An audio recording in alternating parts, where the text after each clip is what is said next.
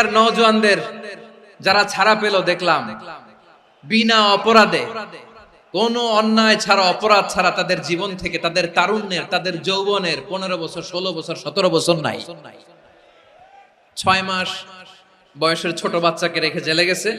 6 মাসের মেয়ে বেরোয় দেখে মেয়ের বয়স 17 বছর। মেয়ে বাবারে চিনে না, বাবা মেয়েরে চিনে না। মেয়েকে এখন বিয়ে দিয়ে আরেক ছেলের হাতে তুলে দিবে।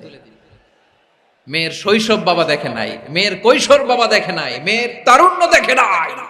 আরেক যুবককে দেখলাম 14 দিনের সংসার, 2 সপ্তাহের সংসার শেষে জেলে গেছে। কত যুবকের যে স্ত্রী চলে গিয়েছে ফ্যামিলি ছেড়ে, কারণ জানে না তো কবে আসবে, কি হবে, কেউ জানতো না। দাম্পত্য জীবনের মাত্র 14 দিনের স্মৃতি, এই স্মৃতিকে আঁকড়ে ধরে এক বোন 16টা বছর, 17টা বছর কাটিয়ে দিয়েছে। আমি নিউজটা দেখে ভাবলাম, আমার এই বোনের প্রতিটি দিন কিভাবে কেটেছে, প্রতিটি রাত কিভাবে কেটেছে, প্রতিটি ক্ষণ কিভাবে কেটেছে। বিশ্বনবী বলেছেন, ইত্তাকি দাওয়াতাল মাজলুম ফাইন্না লাইসা বাইনাহু ওয়া বাইনাল্লাহি হিজাব।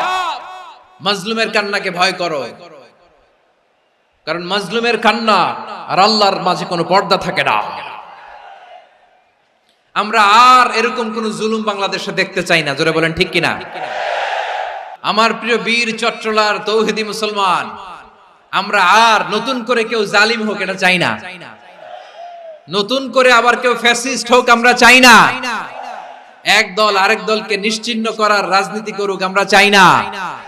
আমরা সুশাসনের বাংলাদেশ চাই, মানবিক বাংলাদেশ চাই, আমরা একটা সমৃদ্ধ বাংলাদেশ চাই।